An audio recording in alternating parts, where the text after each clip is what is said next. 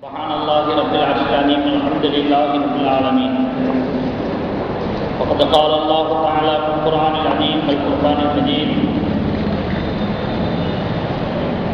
ويزيد الله الذين اهتدوا هدى والباقيات الصالحات خير عند ربك ثوابا وخير مردا صدق الله العظيم.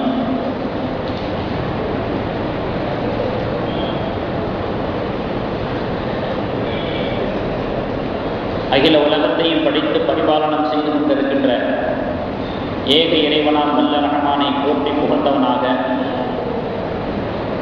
அவனுடைய சத்திய தூதராம் நபிகள் நாயகம் ஸல்லல்லாஹு அலைஹி வஸல்லம் அவர்களின் மீதும், அவர்களின் வழிபார்ந்த சத்திய சஹாபா பொதுமக்கள் மீதும், நம் அனைத்து நல்லடியார்களின் மீதும் ஏக வல்லோனின் சாந்தியும் சமாதானமும் என்றென்றும் வென்று நிலவட்டுமாக. கண்ணியத்திற்குரிய இஸ்லாமிய பெரியவர்களே, சகோதரர்களே, தமிழகத்தினுடைய தாய் கல்லூரி என்பதாக அழைக்கப்படக்கூடிய வேலூரில் இருக்கக்கூடிய பாக்கியாத்து சாலிஹாத்து மதரசாவினுடைய ஆரம்பம், அதை தோற்றுவிக்கப்பட்டதனுடைய வரலாறு, அதை தோற்றுவித்தவருடைய அலா ஹஸரத் என்று சொல்லப்படக்கூடிய அப்துல் வஹாப் ரஹ்மத்துல்லாஹி அவர்களுடைய சமுதாய சிந்தனை, அவர்களுடைய தூய வாழ்க்கையை பறைசாட்டக்கூடிய சம்பவங்கள், இது போன்ற விஷயங்களைத்தான் இப்பொழுது நாம் தெரிய இருக்கிறோம். கடந்த வருட டிசம்பர் மாதத்திலே 21, 22 தேதிகளிலே அந்த மதரசாவினுடைய 150வது நிறைவு விழா நடத்தப்பட்டது. மலையாளத்திலே, உருதிலே, தமிழிலே தனித்தனி அரங்கங்களாக வைத்து சிறப்பாக அந்த விழா நடத்தப்பட்டது. அந்த விழாவிலே எத்தனையோ ஆயிரக்கணக்கான பேர்களில் ஒருவனாக நானும் அடியேனும் கலந்துவிட்டு வந்தேன். அங்கே சொல்லப்படக்கூடிய பெரும் பெரும் மார்க்க அறிஞர்களுடைய சொற்பொழிவுகளை கேட்கலாம் என்கிற அடிப்படையிலே நான் சென்று வந்தேன். அந்த விழாவினுடைய அடையாளமாக நிறைவு விழா சம்பந்தமான ஒரு மலர் வெளியிடப்பட்டது. அதையும் நான் படித்தேன். அந்த வகையிலே அந்த மதரசாவை பற்றிய போதுமான விவரங்களையாவது நம்முடைய சமுதாயம் தெரிந்து கொள்ள வேண்டும் என்ற ஒரு ஆசையின் காரணத்தினால் இன்றைய ஜும்மா பயானிலே அதை பற்றிய முழு விவரங்களை நான் பகிர்ந்து கொள்ள ஆசைப்படுகிறேன். தமிழகத்தினுடைய தாய் கல்லூரி என்பதாக சொல்லப்படுகிறது. எதனால் அப்படி சொல்லப்படுகிறது என்பதே ஒரு பெரிய ஒரு வரலாறு. முழு விவரங்களை நாம் தெரிவதற்கு முன்பாக ஆரம்பமாக சில விஷயங்களை நாம் தெரிந்து கொள்ள வேண்டும். இந்திய வரலாற்றிலே 1857வது வருஷம் கிபி, நான் சொல்றது கிபி 1857வது வருஷம் ரொம்ப முக்கியமான ஒரு கட்டமான ஒரு வருஷம். அந்த வருஷத்துல தான் பர்மா என்று சொல்லக்கூடிய ரங்கூன் சிறைச்சாலையிலே முகலாயர்களுடைய கடைசி மன்னர் என்று சொல்லப்படக்கூடிய மன்னர் பகதூர் ஷா ஜாஃபர் அவர்கள் சிறைப்பிடிக்கப்பட்டு சிறையிலே அடைக்கப்படுகிறார்கள். சித்திரவதை செய்யப்பட்டு அங்கேயே கொல்லப்படுகிறார்கள். 1857 அவர்களோடு முகலாயர்களுடைய ஆட்சி முடிவாகிவிட்டது. முஸ்லிம்களுடைய ஆட்சிக்கு முடிவுரை எழுதப்பட்டு விட்டது. அதற்கு பிறகு ஜாதி மத வேறுபாடு இன்றி இந்தியர்கள் என்ற ஒரே கோட்டின் கீழ் ஏராளமான பேர்கள் போராட்டத்தில் ஈடுபட்டார்கள். ஆங்கிலேயர்களுக்கு எதிராக களம் கண்டார்கள். அதிலே உலமாக்களுடைய, இஸ்லாமிய மார்க்க அறிஞர்களுடைய எண்ணிக்கை அலாதியானது, அதிகமான எண்ணிக்கை உடையது. ஆக முகலாயர்களுடைய ஆட்சி முடிவுக்கு வந்ததுக்கு பிறகு நடந்த போராட்டங்களிலே உலமாக்களுடைய பங்கு அதிகரித்த அந்த ஒரு சூழ்நிலையிலே ஆங்கிலேயர்கள் திணறி போனார்கள். ஆரம்பத்தில் அவர்களுக்கு படுதோல்வி ஏற்பட்டது. ஆனாலும் கூட அவர்களுடைய நாடுகளில் இருந்து இறக்குமதி செய்யப்பட்ட ஆயுதங்களின் மூலமாக, நவீன கருவிகளின் மூலமாக சுதாரித்துக் கொண்டு உஷார்படுத்திக் கொண்டு இறுதியிலே வெற்றி அடைந்து விட்டார்கள். இதெல்லாம் 1857 நடக்குது. இப்போ முஸ்லிம்களுடைய நிலைமை எப்படி இருந்துச்சு அந்த நேரத்தில் அப்படின்னு சொன்னா, அந்த வருஷத்துல தனக்கென்று இருந்த அரசுகளை, இஸ்லாமிய அரசு, முஸ்லிம்களுடைய அரசு பலம் என்பது இழக்கப்பட்டு விட்டது. வடநாட்டிலையும் சரி தென்னாட்டிலையும் சரி, இந்தியாவினுடைய வடநாட்டு பகுதியாக இருந்தாலும் சரி தென்னாட்டு பகுதியாக இருந்தாலும் சரி, மார்க்க கல்வி என்பது மங்கி போய்விட்டது. மதரசாக்கள் என்பது குறைந்து போக ஆரம்பித்து விட்டது. திறமையான உலமாக்களுடைய எண்ணிக்கை குறைந்து கொண்டே போகக்கூடிய ஒரு சூழ்நிலை ஏற்பட்டது.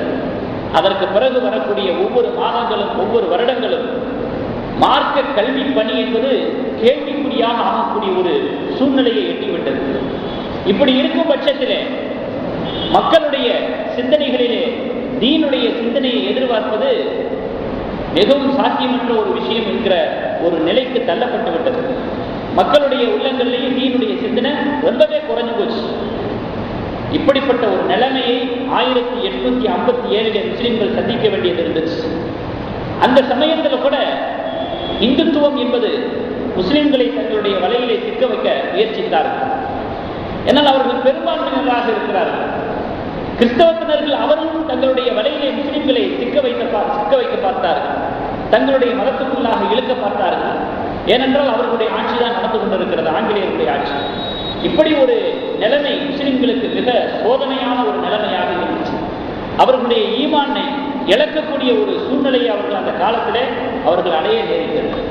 ஆளாளுக்கு முஸ்லிம்களை தங்களுடைய மதத்துக்குள்ள இழுக்க பார்த்தார்கள். வீட்டில் இறந்தா வீட்டுக்காரங்களுக்கு உடம்பு சொந்தம். அதே ஒரு மனிதர் ரோட்ல இறந்துட்டாரு ஆக்சிடென்ட்ல அப்படின்னு சொன்னா அரசாங்கத்துக்கு சொந்தம் அந்த உடம்பு, போஸ்ட்மார்ட்டம் பண்ணிட்டு தான் கொடுப்பாங்க. அந்த மாதிரி முஸ்லிம்களுடைய நிலைமை அப்படி ஆயிடுச்சு. யார் என்ன பண்ணாலும் கேட்கறதுக்கு நானே இல்லை. ஆளாளுக்கு அவங்களுடைய கொள்கையில் இருக்கும்படியான ஒரு நிலை முஸ்லிம்களுக்கு ஏற்பட்டு கொண்டிருந்த ஒரு மோசமான ஒரு நிலைமை. அந்த நேரத்தில் தான் வேலூர் பாக்கையாத்து சாலிஹத்தினுடைய நிறுவனர் ஆலா ஹஜ்ரத் அப்துல் வஹாப் ரஹ்மத்துல்லாஹி அலைஹி அவர்கள் மிகப்பெரிய அளவில் சமுதாயத்தை நினைத்து கவலைப்பட்டார்கள், வருத்தப்பட்டார்கள். ஆரம்பத்திலிருந்து அவர்களுக்கு ஒரு வரலாற்றினுடைய ஒரு நிகழ்வு மிகப்பெரிய ஒரு வடுவை ஏற்படுத்தியிருந்தது. என்ன அப்படின்னு சொன்னா, இதற்கு முன்பாக அவங்க பிறந்த அந்த ஊர்ல வேலூர்ல சிப்பாய் கழகம் நடந்தது, சிப்பாய் புரட்சி. அந்த சிப்பாய் கிளர்ச்சியில முஸ்லிம்கள் 5000 பேர் கொல்லப்பட்டாங்க ஆங்கிலேயர்களால். அந்த வரலாற்று நிகழ்வு ஓதர காலத்திலிருந்தே அதற்கு அவர்களுடைய உள்ளத்தை ரொம்ப வாட்டி வதச்சிக்கிட்டு இருந்துச்சு. இப்ப அவர்கள் ஓதியெல்லாம் முடிச்சு மார்க்க பணியில ஈடுபட்டுக் கொண்டிருக்கக்கூடிய இந்த சமயத்தில் சமுதாயத்தை பற்றி அவங்க சிந்திக்கும் பொழுது இன்னும் அவர்களுடைய ஆர்வம் உணர்ச்சியும் இன்னும் அதிகமாக இருந்துச்சு. அப்பதான் அவர்கள் மதரசா ஆரம்பிப்பதை பற்றி யோசிக்கிறாங்க. அவர்கள் மதரசாவை தோற்றுவிக்க வேண்டும் என்ற ஒரு எண்ணம் அவர்களுக்கு எப்படி ஏற்பட்டுச்சு, அதுக்கு என்ன காரணம் அப்படின்னு சொன்னா, நாகூருக்கு பக்கத்துல திட்டச்சேரிங்கிற ஊர்ல ஹஜ்ரத் அவர்கள் அப்துல் வஹாப் ரஹ்மத்துல்லாஹி அலைஹி ஹஜ்ரத் அவர்கள் பயானுக்கு போறாங்க. அங்க இருக்கக்கூடிய முஸ்லிம்களுடைய நிலவரங்களை பார்க்கிறாங்க. அறவே இஸ்லாமிய விஷயங்கள் எதுவுமே இல்லை. முஹர்ரமுடைய மாசத்துல பஞ்சா எடுக்கிறது, தீக்குண்டம் மிதிக்கிறது, கொடியேற்றுறது, இந்த மாதிரியான காரியங்களுக்கு தான் முக்கியத்துவம் கொடுக்குறாங்களே தவிர இஸ்லாத்தினுடைய அடிப்படையான பரவலான விஷயங்கள்னா என்னென்ன தெரியாம இருந்தாங்க. இப்படிப்பட்ட மக்களிடத்துல போய் உபதேசம் பண்ணாங்க, சொற்பொழிவு நிகழ்த்தினாங்க. ஒரு வழியாக அவர்களுக்கு இஸ்லாத்தை புரிய வச்சு இது போன்ற நூதனமான இஸ்லாத்துக்கு விரோதமான காரியங்களில் ஈடுபட மாட்டேன் அப்படின்னு சொல்லி அவங்க இடத்துல உறுதிமொழி வாங்கினாங்க. அவங்க உறுதிமொழி கொடுத்தாங்க, இனிமே இந்த மாதிரி தீக்கூட்டம் விதிக்கிறது, பஞ்சா எடுக்கிறது, இந்த மாதிரி காரியங்கள்லாம் செய்ய மாட்டோம் அப்படின்னு அவங்களும் உறுதிமொழி கொடுத்தாங்க. அல்ஹம்துலில்லாஹ் அப்படின்னு அவங்களுக்கு மனநிறைவு ஏற்பட்டுச்சு. அந்த சமயத்துல அங்கே இருந்த ஒரு மார்க்க அறிஞர்ல வயசான ஒரு மூதறிஞர், அவர் அகர்த்தவர்களிடத்துல சொன்னார், நீங்க வந்தீங்க, பயான் பேசுனீங்க, மக்களுடைய உள்ளங்களை கவர்ந்தீங்க, மக்களும் உறுதிமொழி கொடுத்தாங்க, அல்ஹம்துலில்லாஹ் நல்ல மகத்தான பணியை செய்தீங்க. இப்ப நீங்க கிளம்பி போனதுக்கு பிறகு சில வருடங்கள் கழிஞ்சதுக்கு பிறகு மறுபடியும் இங்க அதே தவற செய்ய மாட்டாங்கன்னு என்ன நிச்சயம்? சரி, அப்படியே இல்லாட்டினா கூட உங்க ஒரு ஆள்னால எத்தனை ஊரை போய் திருத்த முடியும், எத்தனை பகுதிகளுக்கு போக முடியும்? ஆகையினால இந்த காரியத்தை, இந்த தூய மார்க்க பணியை செய்யக்கூடிய உலமாக்களை நீங்க அதிகமாக உருவாக்குங்க. அவர்கள் அங்கங்கே இருந்துகிட்டு இந்த காரியங்களை செய்வாங்க, இந்த பணிகளை செய்வாங்க. அவர்களை அதிகமாக நீங்கள் உருவாக்குங்கள் என்பதாக அங்கே இருந்த ஒரு பூதறிஞர் சொன்ன ஆலோசனை. அதுக்கு பிறகுதான் ஹஜ்ரத் அவர்களுடைய மனசுல பட்டு நம்ம ஒரு மதரசாவை ஆரம்பிக்கணும் அப்படின்னு சொல்லிட்டு அதுக்கு பிறகு அவங்க மதரசா ஆரம்பிச்சாங்க. அந்த மதரசா ஆரம்பிக்கப்பட்டு 150 வருடங்கள் கழிந்து கடந்த டிசம்பர் மாதம் 21, 22 தேதிகளிலே வேலூர் பாக்கியாத்து சாலிஹாத்திலே 150வது நிறைவு விழா கொண்டாடப்படுது. அல்லாஹ் தஆலா எவ்வளவு பெரிய ஒரு கபூலியத் அந்த மதரசாவுக்கு ஏற்பட்டு விட்டது பாருங்க. ஆக மதரசா தோன்ற காரணமாக இருந்த அந்த ஆலோசனை செய்த அந்த நபருடைய அந்த சம்பவ நிகழ்வு உங்களுக்கு நான் எடுத்துட்டு இருந்தேன். அடுத்து அந்த மதரசாவுடைய துவக்க காலத்தில் ஏற்பட்ட இன்னும் அடிப்படையான நிகழ்வுகள் என்ன அப்படின்னு சொன்னா, அதுக்கு பிறகு ஹஜ்ரத் அவர்களுக்கு மதரசா ஆரம்பிக்கணும் அப்படிங்கிற எண்ணம் ஏற்பட்டு போச்சு. அப்புறம் 1857 அதே வருஷத்திலேயே இந்த சம்பவம் நடந்த அதே வருஷத்திலேயே ஹஜ்ரத் அவர்கள் மதரசாவுடைய தேவையை அதிகமாக உணர்ந்த காரணத்தினால, முக்கியத்துவத்தோடு அதை விளங்கின காரணத்தினால அதே 1857 இருந்து 1869 வரைக்கும் கிட்டத்தட்ட 12 வருடங்கள் தன்னுடைய சொந்த வீட்டிலேயே மதரசாவுக்கு நடத்தினாங்க. தன்னுடைய வீட்டினுடைய திண்ணையில வச்சு 12 வருடங்கள் மதரசா நடத்தினாங்க. அந்த மதரசா தான் இப்ப வேலூர் பாக்கியாத்து சரியாது. அதை நம்ம விளைவிக்கிறோம். ஏதோ ஒரு மதரசாத்தை சொல்றேன்னு விளைவிக்கிட்டு இருக்காதீங்க, ஏதோ ஒன்று சொல்றேன்னு. இப்ப இருக்கக்கூடிய வேலூர் பாக்கியாத்து சாலிஹாத்தினுடைய ஆரம்ப நிகழ்வுகளை நான் சொல்லிக்கிட்டு இருக்கிறேன் ஆதாரத்தோட. தன்னுடைய வீட்டுல வச்சு 12 வருடங்கள் அந்த மதரசாவை நடத்தினாங்க. அதுக்கு பிறகு ஹஜ்ஜி பயணம் போனாங்க. ஹஜ்ஜி பயணம் போகும் பொழுது அதுல ஒரு வருஷமும் 8 மாசமும், ஒரு வருடம் 8 மாதம், 8 அல்லது 18 மாதங்கள் அங்கே அவங்களுக்கு கால நேரங்கள் ஸ்பெண்ட் ஆயிடுச்சு. அவங்களுக்கு அதிகமான நாட்கள் அங்கே கழிக்க வேண்டியதாயிடுச்சு. அதுக்கு பிறகு 1869 இருந்து 6 வருடங்கள் தன்னுடைய வீட்டில் வச்சு நடத்திக்கிட்டு இருந்த அந்த மதரசாவை தன்னுடைய வீட்டுக்கு பக்கத்தில் இருக்கக்கூடிய பெரிய பள்ளிவாசலுடைய திண்ணையில் நடத்த ஆரம்பிச்சாங்க. 6 வருஷமா பள்ளிவாசலுடைய திண்ணையில் அந்த மதரசா நடைபெற்றுக் கொண்டிருக்கிறது. அதுக்கு பிறகு 1875 தான் மதரசாவுக்கு என்று ஒரு தனி இடம் வாங்குறாங்க.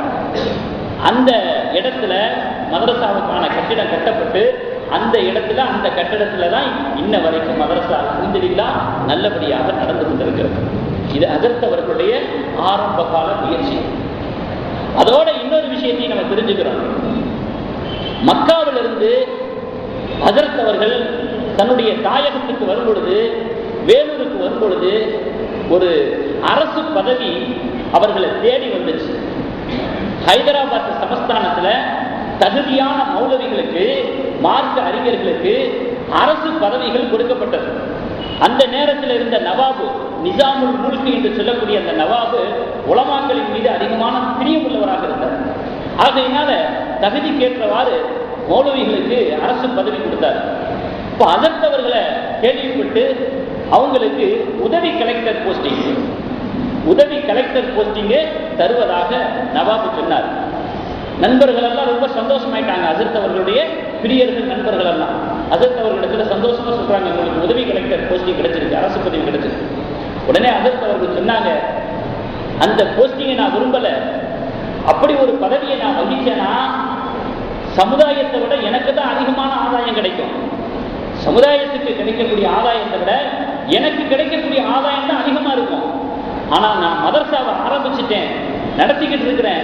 இந்த மதரசாவை தொய்வில்லாம தொடர்ந்து நான் நடத்தினா என்னை விட என் சமுதாயத்துக்கு தான் அதிகமான ஆதாயம் கிடைக்கும். ஆகையினால எனக்கு அரசு பதவி வேண்டாம் என்பதாக ஹஜ்ரத் அவர்கள் சொல்லிட்டாங்க. அவ்வளவு பெரிய ஒரு தீனுடைய சிந்தனை, சமுதாய சிந்தனை, எதிர்கால சந்ததியினருடைய நலனை பற்றிய சிந்தனை ஹஜ்ரத் அவர்களுக்கு இருந்த காரணத்தினாலே அல்லாஹ் தஆலா இதுவரை அந்த மதரசாவை சிறப்பாக ஆக்கியிருக்கிறார். ஆரம்பத்தில் சொன்னேன் இல்லையா, தாய் கல்லூரி, தமிழகத்தினுடைய தாய் கல்லூரி. ஏன் தாய் கல்லூரி என்பதாக அந்த மதரசாவை சொல்லப்படுது தெரியுமா? அந்த மதரசாவில் ஓதுன உலமாக்கள் தான் இன்னைக்கு தமிழகம் முழுவதும் நிறைஞ்சிருக்கிறாங்க. பல பகுதிகளில் இருக்கிறாங்க. ஒன்று நேரடியாக அந்த மதரசாவில் ஓதிருப்பாங்க, இல்லைன்னா அந்த மதரசாவில் ஓதுனவங்கள்ட்ட ஓதிருப்பாங்க. அந்த மதரசாவில் ஓதுனவங்கள்ட்ட நான் ஒரு ஆளு. எந்த ஒரு மௌலவிய, எந்த ஒரு ஆலிமை எடுத்துக்கிட்டாலும் ஏதாவது ஒரு வகையில பாக்கியாத்து சாலிஹாத்துல போய் முடியும், அங்க போய் டச் பண்ணப்படும். அதிலிருந்து விலகி கொண்டு எங்கேயும் இருக்க முடியாது. அந்த அளவுக்கு அத்தனை உலமாக்களை உருவாக்கிய ஒரு பெருமையை அல்லாஹ் தஆலா அந்த மதரசாவுக்கு தந்திருக்கிறார். ஆகையினால் தான் தாய்க்கு மொழி என்பதாக சொல்லப்படுது. இப்ப நான் ஓதுன மதரசா காஷிஃபுல் ஹுதா, அதுல முதல்வராக இருக்கக்கூடியவங்க, பேராசிரியர்களாக இருக்கக்கூடியவங்க எல்லாம் வாக்கியத்து ஷரிஅத்துல ஓதுனவங்க. அவர்கள் ஓதுனவங்க எல்லாருமே வாக்கியத்து ஷாலிஹாத்தினுடைய அடிப்படையிலிருந்து வந்தவர்களாக இருப்பார். அல்லாஹ் பெரும் பெரும் உலமாக்களை அந்த மதரசாவிலிருந்து வெளியாக அல்லாஹ் வைத்திருக்கிறான் என்று சொன்னா அது ஹஸரத் அவர்களுடைய துஆ, அவர்களுடைய கவனம். அடுத்து அவர்களுடைய இபாதத்தை பற்றி நம்ம தெரிஞ்சுக்கிறோம்.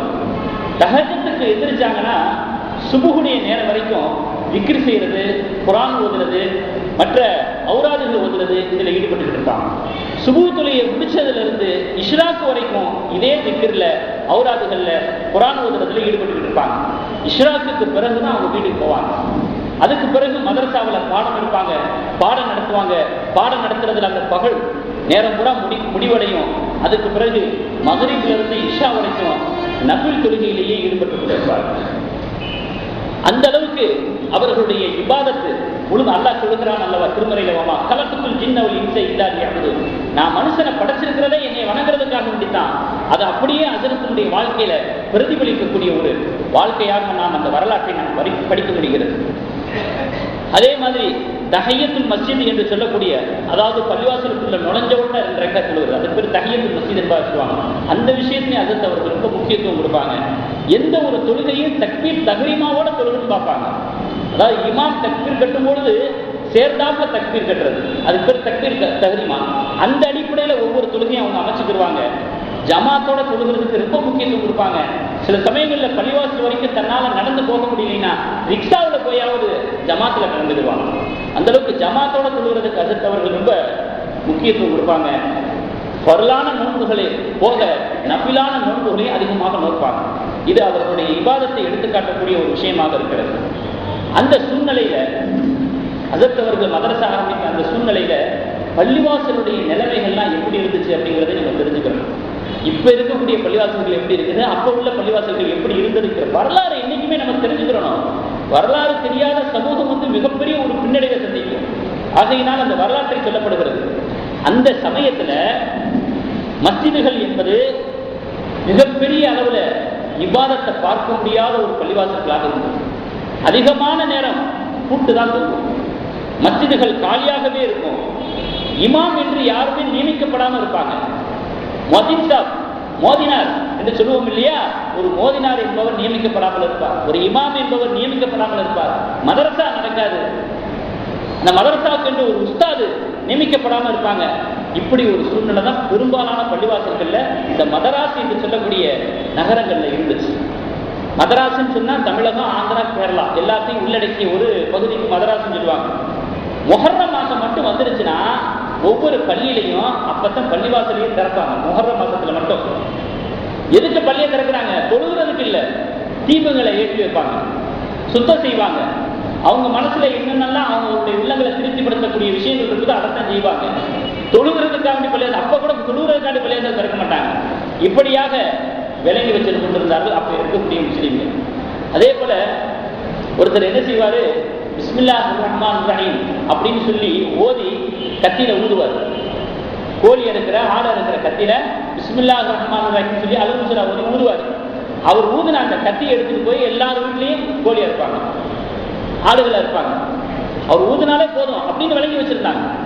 அப்போ பிஸ்மில்லா சொல்லப்படாம எத்தனையோ பிராணிகள் அறுக்கப்படக்கூடிய ஒரு மோசமான ஒரு சூழ்நிலையும் அந்த காலத்துல இருந்துச்சு. நம்ம ஒவ்வொரு பிராணியா இருக்கும்போது பிஸ்மில்லா சொல்றோம் இல்லையா, ஒரு கத்தியில ஓதி ஊதுவாரு, முடிஞ்சு போச்சு, அவ்வளவுதான். அந்த கத்தியை வச்சு எத்தனை ஆடு வேண்டாலும் அறுத்துக்கலாம், எத்தனை கோழி வேண்டாலும் அறுத்துக்கலாம். இப்படி ஒரு மடமைத்தனமான ஒரு சிந்தனை, மார்க்க அறிவில்லாத ஒரு சிந்தனை, ஃபிக்ஹ் தெரியாத, சட்ட தெரியாத ஒரு மக்களுடைய சிந்தனைகள் இருந்து கொண்டிருக்கக்கூடிய சமயத்துல தான் ஹஸரத் அவர்கள் மதரசா ஆரம்பிப்பதனுடைய ஒரு முக்கியத்துவத்தை விளங்கி மதரசாவை ஆரம்பிச்சாங்க. இன்னைக்கு பாருங்க, கிராமத்துல முதற்கொண்டு பள்ளிவாசல் இருக்குது. பள்ளிவாசல்ல 5 வக்து தொழுகை நடக்குது. இமாம் நியமிக்கப்பட்டிருக்கிறார், முஅத்தின் நியமிக்கப்பட்டிருக்கிறார், மதரசா நடக்குது. அந்த மதரசாவுக்கு என்று ஒரு உஸ்தாத், ஒரு சின்ன பிள்ளைகளுக்கு அடிமை சொல்லிக் கொடுக்கக்கூடிய பணிதான். அதுல கூட மதரசாவில் பட்ட வாங்கின இமாம் தான் இருப்பார்.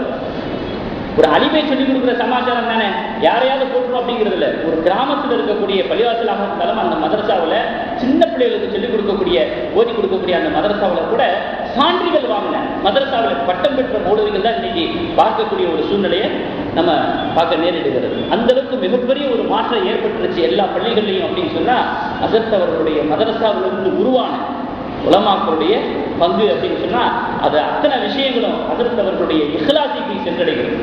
அவர்களுடைய சமுதாய கவலையும் போய் முடிவடையக்கூடியதாக இருக்கிறது. அதே போல முகமது ஷரஃபுதீன் ரஹ்மத்துல்லாஹி அவங்க ஒரு மதரசா ஆண்டு விழாவில் பேசும்பொழுது சொல்றாங்க, அப்போ அவங்க ஓதிக்கிட்டு இருக்கும் பொழுது சுபுவுக்கு போகாம, அதாவது சுபுடைய சமயத்தில் அயர்ந்து தூங்கிட்டாங்க. பக்கத்து ரூம்லயும் அதே மாதிரி ஒரு மாணவன் தூங்கிட்டாங்க. அப்போ அதற்கு ரவுண்டிங் வருவாங்களாம், யாராவது அசந்து தூங்கிட்டாங்களா அப்படின்னு பனிஷ்மெண்ட் கொடுக்கறதுக்கு மாணவர்கள் அப்படியே நோட்டப்பட்டு வருவாங்க.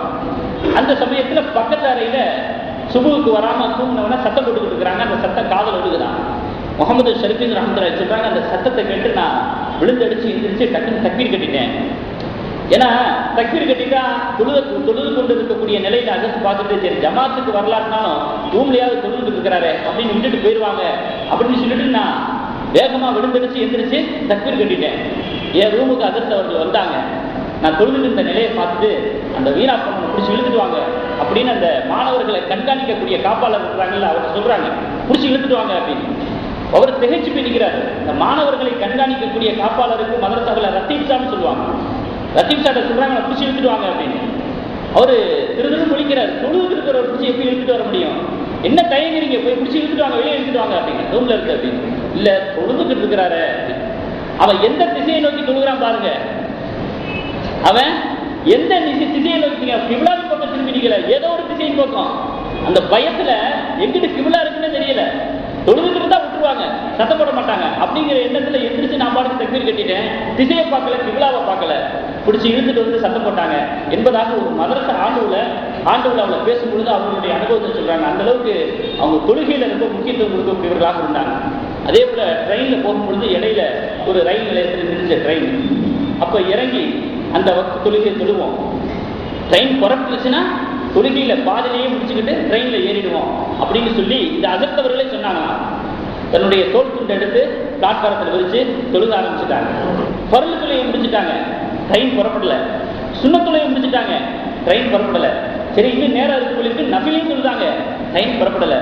பக்கத்துல இந்த ஒரு பேர் என்ன சொல்றது, ரயில் கார்டுன்னு சொல்லுவாங்களே, அவர் பக்கத்தில் நிற்கிறாரு. என்னங்க இன்னும் லேட் ஆகுமா ட்ரெயின் புறப்படுறதுக்கு? இல்லை நீங்கள் தொழுதுட்டு இருக்கிறீங்கிறக்காக நான் இன்னும் செய்கை காட்டாமல் இருக்கிறேன் அப்படின்ற உடனே ஹஸரத் அவர்களுக்கு ரொம்ப ஆச்சரியமா போச்சாங்க. வக்கல அலல்லாஹி வஹுவ ஹஸ்பு அப்படிங்கிற அந்த ஆயத்தை ஓதுறாங்க. யார் அல்லாஹ்வின் மீது நம்பிக்கை கொண்டிருக்கிறாரோ அவருக்கு அல்லாஹ்வே போதுமானவன் அப்படிங்கிற அந்த ஆயத்தை ஓதிட்டு ஹஸரத் அவர்கள் மறுபடியும் ட்ரெயின் ஏறினாங்க. ஆக அல்லாஹ்வின் மீது கொண்டிருக்கக்கூடிய நம்பிக்கையில உறுதியாக இருக்கும் பொழுது அந்த சூழ்நிலைகளை கூட அல்லாஹ் தஆலா அவருக்கு சாதகமாக அமைச்சது. நம்ம அப்படித்தான் நம்ம அறிவை கொண்டு சில விஷயங்களை யோசிக்கிறோம், அதெல்லாம் சரியா வருமா அப்படின்னு. நம்முடைய எண்ணங்களை முதல்ல ஷரியத்துக்கு சாதகமா அமைக்கணும். அதுக்கு பிறகு சூழ்நிலைகள் அதுக்கு சாதகமா அமைக்கிறது அல்லாஹ்வுடைய வேலை. நம்ம செய்ய வேண்டிய வேலையை முறையா செய்யணும். ஷரியத்தின்படிதான் நடக்கணும். அல்லாஹ் ரசூலுடைய கட்டளையை மீறக்கூடாது. ஷரியத்துக்கு சாதகமான முறையில தான் நம்முடைய வாழ்க்கை அமைச்சிக்கணும். முதல்ல எண்ணங்களை சரியாக அமைத்துக் கொள்ள வேண்டும். அதற்கேற்ற சூழ்நிலைகளை அல்லாஹ் அமைச்சு தருவான்.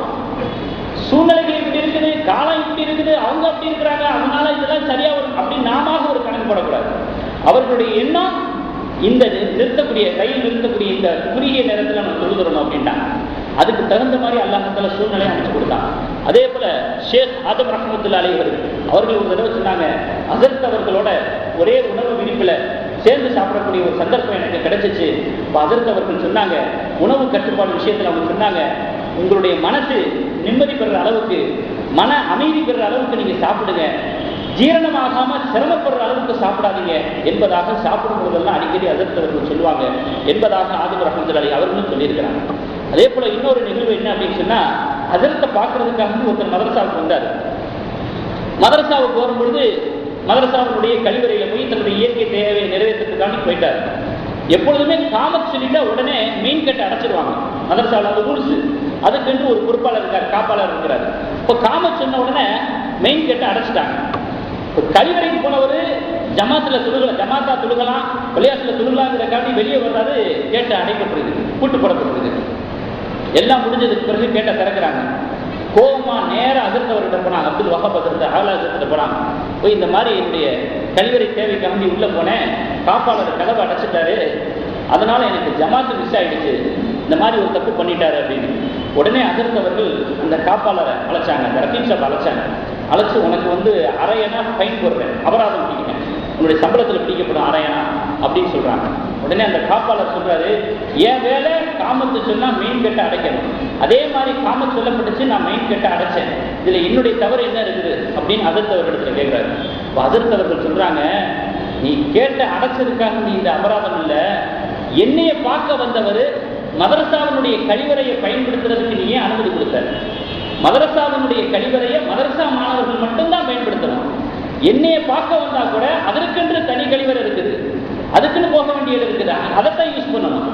ஆகையினால மதரசா மாணவர்கள் மட்டுமே பயன்படுத்துவதற்கு ஆகமாக்கப்பட்ட கழிவறையை அவர் பயன்படுத்துறதுக்கு நீ அனுமதி கொடுத்ததுனால, உள்ள விட்டதுனால உனக்கு இந்த பயன் அப்படின்னு அதிர்த்தவர்கள் சொன்னாங்க.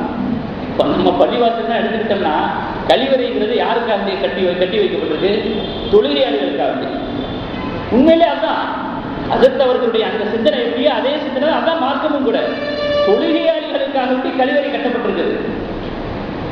அவங்க முஸ்லிம்களாக இருந்தாலும் கூட தொழுகையாளிகளாக இல்லை அப்படின்னு சொன்னா அவர்களுக்காக வேண்டிய அல்ல, இது ஜாயிஸ் இல்லை, அவர்கள் இதை பயன்படுத்துறதுக்கு ஜாயிஸ் இல்லை. அதை அங்கே மதரசாவில் சொல்றாங்க அதிர்த்தவர்கள், மதரசாவுடைய கழிவறை மதரசா மாணவர்களுக்காக வேண்டி உள்ளது.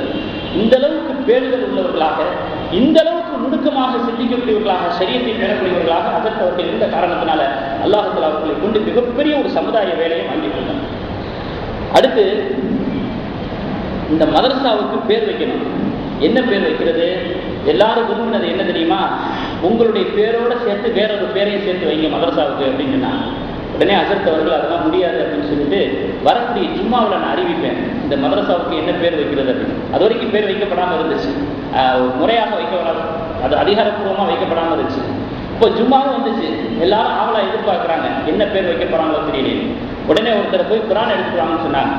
அவர் குரான் எடுத்து வந்தார். அந்த குரானை அப்படியே திறந்தாங்க. எந்த பகுதி வருதோ அந்த பகுதியினுடைய வசனங்களை எல்லாம் படித்து பார்த்தாங்க. அதில் ஒரு வசனம் வருது, யார் நேர்வழியில் செல்கிறார்களோ அவர்களுடைய நேர்வழியை நாம் அதிகரித்து தருவோம்.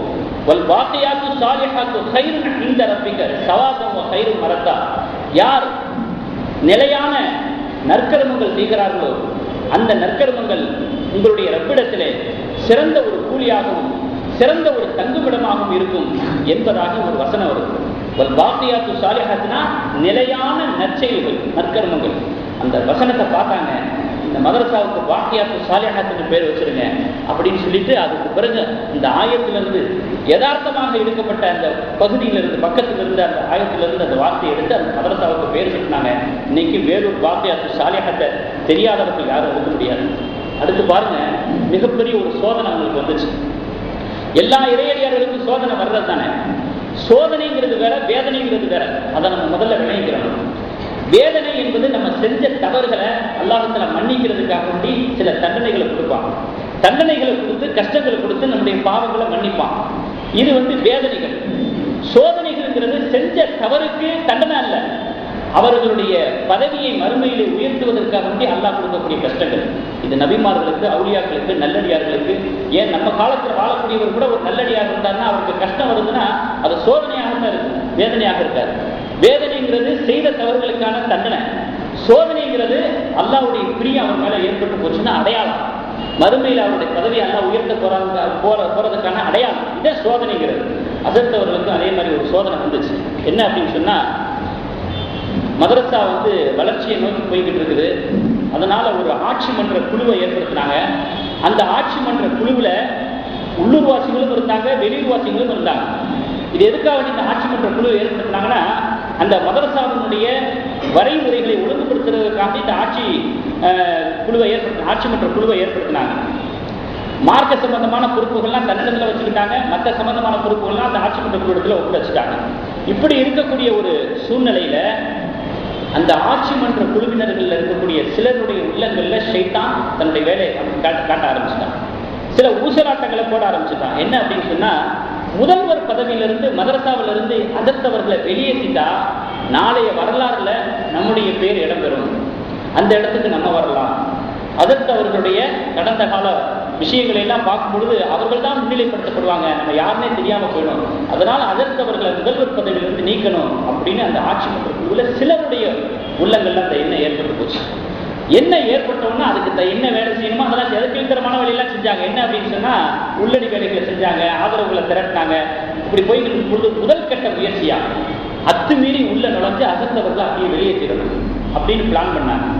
அப்புறம் யோசனை பண்ணி பார்த்தாங்க, மாணவர்கள்லாம் இருக்கிறாங்க, பெரிய பிரச்சனை ஆகிப்படும், அதனால மாணவர்கள் இல்லாத சமயத்தில் அதை செய்வோம் அப்படின்னு சொல்லிட்டு அந்த காவலாளியை கைக்குள்ள போட்டாங்க. மாணவர்கள் இல்லாத சமயத்தில் காவலாளியை கைக்குள்ள போட்டுக்கிட்டு அதத்தவர்களை வெளியேற்றிடணும். அந்த காவலாளியாக இருக்கக்கூடியவர் மிலிட்டரியில ரிட்டையர்ட் ஆனவர், அதத்தவர்கள் மேல ரொம்ப முகபத்துள்ளவர். செய்தி அதத்தவர்களுக்கு போயிடுச்சு. உடனே அதத்தவர்கள் உஷாராகி இனிமே மாணவர்கள் தொழுவதற்காக வெளியில போகக்கூடாது, மதரசாவிலேயே 5 வேலை தொழுகிறோம் அப்படிங்கிறதுக்கான ஏற்பாடு பண்ணி முதல் கட்ட முயற்சியை முறியடிச்சுட்டாங்க. 2வது கட்ட முயற்சி, உங்களை பத்தி போலீஸ் ஸ்டேஷன் போய் கம்ப்ளைண்ட் பண்ணணும், வரவு செலவு சம்பந்தமான கணக்குகளை பத்தி காரணம் சொல்லி கம்ப்ளைண்ட் பண்ணணும் அப்படின்னு சொல்லிட்டு முதல் கட்ட முயற்சி தோல்வியடைஞ்ச உடனே ஆங்கிலேயர்கள் தான் ஆட்சி நடந்துகிட்டு இருக்குது, போய் போலீஸ் ஸ்டேஷன்ல போய் கம்ப்ளைண்ட் கொடுக்குறாங்க. அந்த காவல்துறையில் இருக்கக்கூடிய உயர் அதிகாரிகள், அவர்களோடு சேர்ந்து உதவிக்கு இருக்கக்கூடிய காவலர்கள், கம்ப்ளைண்ட் கொடுத்தவங்க எல்லாரும் வர்றாங்க. இந்த செய்தி அதர்த்தவர்களுக்கு காவல்துறை சம்பந்தமான அனுபவம் இல்லை அப்படிங்கிறத தெரிஞ்சுக்கிட்டு காவல்துறை போய் கம்ப்ளைண்ட் பண்றாங்க. உடனே அதர்த்தவர்கள் கூட இருந்தவர், அவருடைய பெயர் ஜியாவுதீன் முகமது, அவங்கள அதற்கு தான் அந்த மதரசாவில் ஆசிரியராக இருக்கக்கூடியவங்க தான். அவங்களுக்கு ஓரளவு அனுபவம் இருக்குது, அவங்க இங்கிலீஷ் நாலேஜும் இருக்குது. உடனே அவங்க என்ன பண்ணாங்க, அந்த காவலாளிக்கு ஒரு யூனிஃபார்ம் வாங்கி கொடுத்துட்டாங்க. அந்த மதரசாவுடைய கேட்டுக்கு முன்னாடி நோ அட்மிஷன் போர்டு போட்டாங்க. இந்த ஆங்கிலேய காவலாளிகள் வந்தாங்க, உள்ள நுழைய பார்த்தாங்க. சீருடை அணிந்த அந்த காவலாளியை போர்டு பக்கம் கையை காமிச்சாரு. பார்த்த உடனே சாரி சொல்லிட்டாரு. சாரி சொல்லிட்டு நாங்கள் உள்ள நுழையக்கூடாது, நாங்கள் திரும்பி போகிறோம் அப்படின்னு போறக்கூடிய சமயத்தில் கேள்விப்பட்டு ஜியாவுதீன் முகமது அசரத் அவர்கள் வெளியே வந்தாங்க. வெளியே வந்து அந்த ஆங்கிலேய காவலாளிகிட்ட உண்மை நிலவரத்தை இங்கிலீஷ்லேயே ஆங்கிலத்திலேயே சரளமாக பேசி புரிய வச்சாங்க. புரிய வச்ச உடனே அந்த ஆங்கிலேய உயர் அதிகாரி புரிஞ்சுக்கிட்டாரு. கம்ப்ளைண்ட் கொடுத்தவங்களை பார்த்து சொன்னாரு, உள்ள நுழையக்கூடாது, நானே உள்ள நுழையக்கூடாது, நீங்க அத்துமீறி விழுந்தீங்கன்னா உங்களை கைது செய்ய வேண்டியது வரும், எதா இருந்தாலும் கோர்ட்ல போய் பார்த்துங்க அப்படின்னு காவலாளி சொல்லிட்டு போயிட்டாரு. 2வது கட்ட முயற்சியும் தோல்வி அடைஞ்சிருச்சு. அதுக்கு பிறகு கோர்ட்ல கேஸ் போகுது. கோர்ட்ல கேஸ் எப்படி போடுறாங்க, வரவு செலவுகள் எல்லாம் முறையாக எழுதப்படலை, சட்ட ரீதியாக எழுதப்படலை அப்படிங்கிற அடிப்படையில கேஸ் போடுது. அப்போ மதரசா தரப்புல இருந்து இருக்கக்கூடிய வழக்கறிஞர் அசரத் அவர்களிடத்துல ஒரு வேண்டுகோள் வைக்கிறார். அசரத் அவர்களே, நீங்க கோர்ட்டுக்கு கூண்டில் நின்று பேசும் பொழுது ஒரே ஒரு வார்த்தை மட்டும் சொல்லுங்க, மற்றதெல்லாம் நான் பார்த்துக்கிறேன். என்ன அப்படின்னு சொன்னா, நான் ஆரம்பத்தில இருந்து சட்ட ரீதியாக முறையாகவே வரவு செலவு கணக்குகளை எல்லாம் எழுதி வச்சுட்டு வர்றேன் அப்படிங்கிற ஒரு பொய்யை மட்டும் சொல்லுங்க, ஒரு வார்த்தையை மட்டும் சொல்லுங்க, மற்றதெல்லாம் நான் பார்த்துக்கிறேன் அப்படின்னு அந்த வழக்கறிஞர் சொல்றாரு. உடனே அசரத் அவர்கள் சொன்னாங்க, ஒரு காலம் என்னால் சொல்ல முடியாது, நான் ஆரம்பத்தில் என்னுடைய சொந்த நோட்டில் தான் எழுதி வச்சுட்டு வந்தேன், சட்ட ரீதியாக எழுதி வைக்கல. அதனால நாளைக்கு மறுமையில் அல்லாஹ்ல என்னையே தான் கேட்பான், ஏன் பொய் சொன்ன அப்படின்னு என்னையே தான் கேட்பான், உங்களை கேட்க மாட்டான். அதே நேரத்தில் பொய் சொல்லியாவது ஏன் மதரசாவை காப்பாற்றல, மதரசாவை ஏன் கைப்பற்றல அப்படின்னு அல்லாஹ் கேட்கப்படுறதில்லை. ஆகையினால நான் பொய் சொல்ல மாட்டேன் அப்படின்னு எவ்வளவோ கேட்டுக்கொண்டார் வழக்கறிஞர், கேட்கல. அந்த நாள் வந்துச்சு. எதிராளிகளுக்கெல்லாம் ரொம்ப சந்தோஷமா இருந்துச்சு, மற்ற மகிழ்ச்சியில இருந்தாங்க. அதற்கவர்கள் பொய் பேச மாட்டாங்கன்னு நல்லா தெரியும். ஆகையினால கிட்டத்தட்ட நம்ம வெற்றி பெற்றுட்டோம், மதரசா நம்ம கைக்கு வந்துருச்சு அப்படின்னு அளவில்லாத சந்தோஷத்துல இருந்தாங்க. கோர்ட்டு நாள் வந்தது. ஜட்ஜ்மெண்ட் தீர்ப்பு எப்படி இருந்துச்சு, ஜட்ஜிட்ட சொல்றாரு, அதற்கு சொல்றாங்க, நான் ஆரம்பத்தில் என்னுடைய சொந்த நோட்டில் தான் எழுதினேன், அதுக்கு பிறகு ஆட்சி மன்ற குழு ஏற்படுத்தப்பட்டதுக்கு பிறகுதான், நிர்வாக கமிட்டி ஏற்படுத்தப்பட்ட பிறகுதான் முறையாக நான் கணக்கு வழக்குகளை சட்ட ரீதியாக எழுத ஆரம்பிச்சேன் அப்படின்னு உண்மையை சொல்றாங்க. உடனே அந்த ஜட்ஜு சொன்னாரு, எந்த ஒரு நிறுவனமும் எந்த ஒரு ஸ்தாபனமும் அதை ஆரம்பிக்கக்கூடிய காலகட்டத்தில் சொந்த நோட்டுகள்ல தான் எழுதி வச்சுட்டு வருவாங்க. எப்போ அது வளர்ச்சியை நோக்கி போகுதோ அப்பதான் அந்த வரவு செலவுகள் எல்லாம் சட்ட ரீதியான ஒரு புத்தகத்துக்கு மாறும். இது நடைமுறையில் இருக்கக்கூடிய ஒரு விஷயம்தான். அந்த அடிப்படையில தான் இந்த பெரியவர் நடந்திருப்பார்னு நான் நம்புறேன். இனியும் தொடர்ந்து சட்ட ரீதியான கணக்கு வழக்குகளை தொடர்ந்து அவர் செய்வார் என்பதாக நம்பி இந்த கேஸை நான் தள்ளுபடி பண்றேன் என்பதாக ஜட்ஜ்மெண்ட் தீர்ப்பாயிடுச்சு.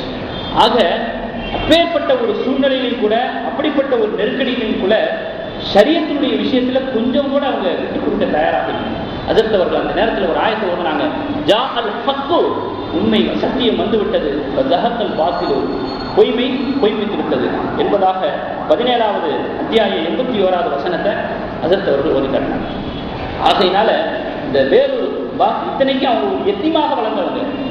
அதிர்த்தவர்கள் தாய்மாமனுடைய அரவணைப்பிலையும் அவங்க ஓதின மதரசாவினுடைய ஆசிரியர்கள் உஸ்தாத்மார்களுடைய அரவணைப்பிலையும் வளர்ந்தவங்க, ஒரு எத்தியமாக வளர்ந்தவங்க.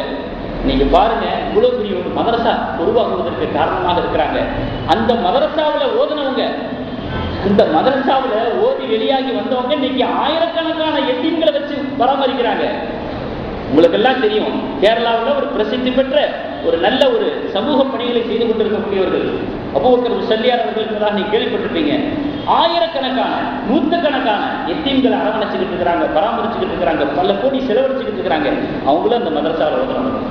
ஒரு எத்தீமாக வளர்ந்தவங்க மதரசாவை ஆரம்பிச்சு அதுல ஆயிரக்கணக்கான உலமாக்கள் வெளியாகி அந்த உலமாக்கள் அந்தந்த பகுதியில் மார்க்க பணியை செய்து அதுலேயும் பல எத்தீம்கானாக்களை நடத்தி வார்த்தையால வடிக்க முடியாது அதனுடைய சேவைகளையும் அந்த பணிகளையும் எப்படி அல்லாஹ்வுத்தாலா வேலை வாங்கிட்டான் பார்த்தீங்களா?